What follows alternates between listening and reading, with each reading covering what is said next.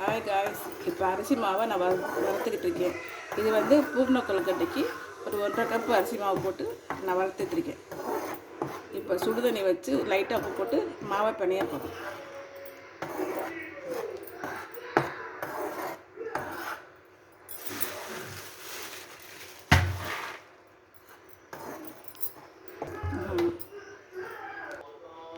இப்போ மாவை ஒரு பாத்திரத்தில் கொட்டுறோம். வறுத்த மாவை எடுத்து உப்பு போட்ட தண்ணியை அதில் ஊற்றுறோம்.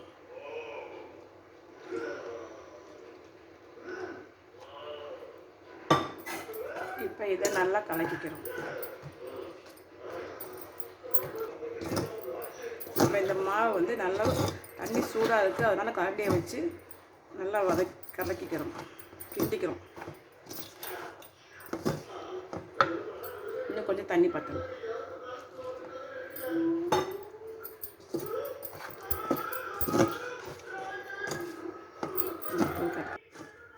இப்போ வந்து மாவு பிணைஞ்சு எடுத்தாச்சு கொழுக்கட்டைக்கு. இப்போ இதை வந்து தட்டி இப்போ பூர்ணம் செய்யணும். பூர்ணத்துக்கு பருப்பு வேக வச்சு, கடலை பருப்பு வேக வச்சு எடுத்தாச்சு. இப்போ வந்து வெள்ளத்தை சிவிக்கணும்.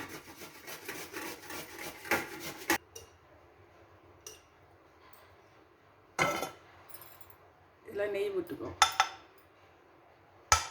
ஒரு 1/2 ஸ்பூன் நெய்.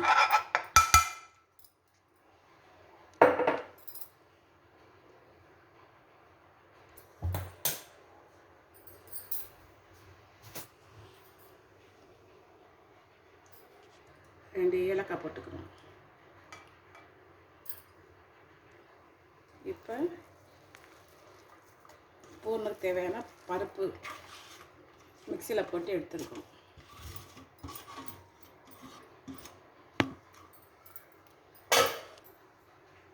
அடுத்து வெல்லம், துருவின வெல்லத்தை இதில் போடுறோம்.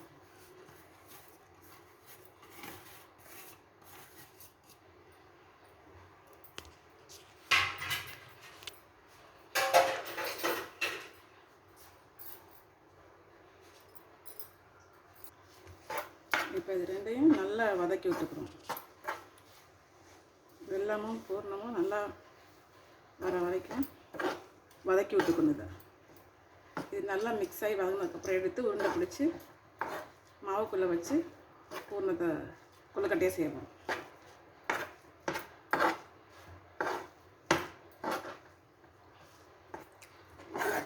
இது நல்லா ட்ரையானவே இதை எடுத்து ஊற்றி வச்சுக்கலாம்.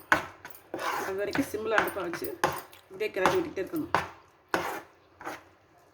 கடலைப்பருப்பு, நெய், ஏலக்காய், வெல்லம் இது மூணையும் மிக்ஸ் பண்ணி இதை அப்படியே மிக்ஸ் பண்ணிக்கிட்டே இருக்கணும். இது ட்ரையான எடுத்து உருட்டி வச்சுக்கிட்டு மாவுக்குள்ளே வச்சு பூர்ணத்தை சரி பண்ணிடணும். இது நல்லா வதக்கிக்கிட்டே இருக்கணும். இது நல்லா அப்படியே வதக்கி விட்டு நல்லா கெட்டியான எடுத்து உருண்டை பிடிச்சி வச்சுக்கணும். அவ்வளோதான், பூர்ணம் ரெடி ஆகிடுச்சு. இப்போ பூர்ணத்தை உருட்டை விட்டு வச்சுக்கலாம்.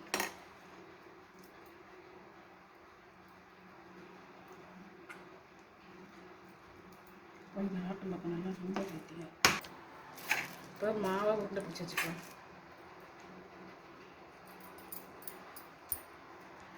இந்த மாதிரி மாவை உருட்டி உருண்டை பிடிச்சி வச்சுக்கணும். இப்போ இதை எடுத்து தட்டை போகிறோம்.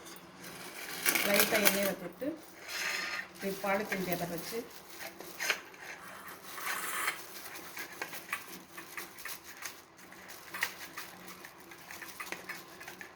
ஊற்றி பூர்ணத்தை எடுத்து இப்படி வச்சுக்கணும்.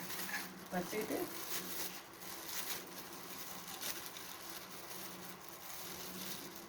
இலை இருந்தால் இலை வைக்கலாம். இப்போ எங்கள் வீட்டில் இலை இல்லாததுனால இந்த பாலித்தீன் கவரில் வைக்கணும்.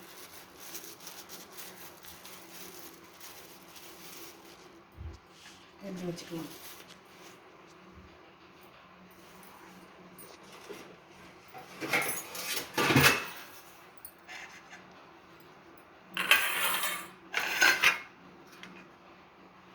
இப்போ அடுத்தது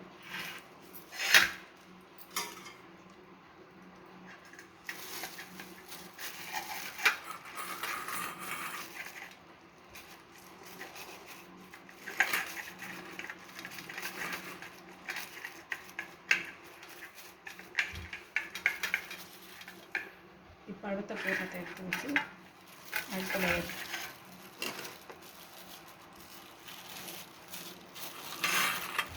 நல்லா ஸ்வீட்டாக நல்லா சாப்பிட்றதுக்கு இன்றைக்கி சண்டே ஸ்பெஷல்.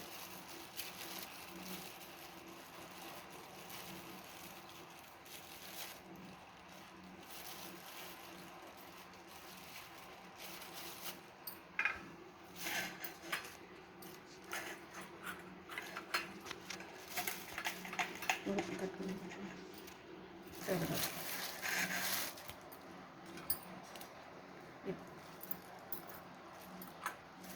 திருப்பி ஒரு முண்டை வச்சு எண்ணெயை தொட்டு இப்படி தட்டிக்கலாம்.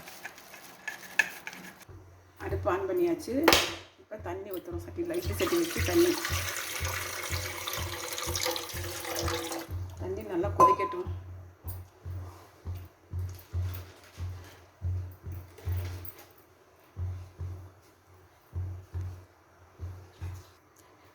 இப்போ வந்து இதை ஒவ்வொன்றா எடுத்து இப்படி வைக்கிறோம்.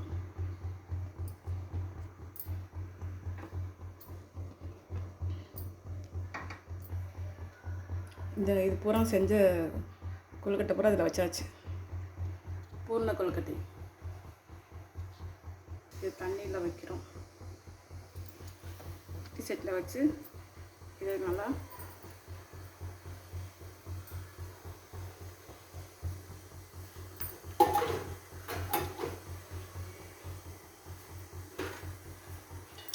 இதை வந்து மூடிக்கிறோம். ஒரு 5 நிமிஷம் கழிச்சு எடுத்து பார்க்கலாம். அடுப்பு ஆஃப் பண்ணிட்டு எடுக்க போகிறோம். அவ்வளோதான். எடுத்து ஆற வச்சு சாப்பிடலாம்.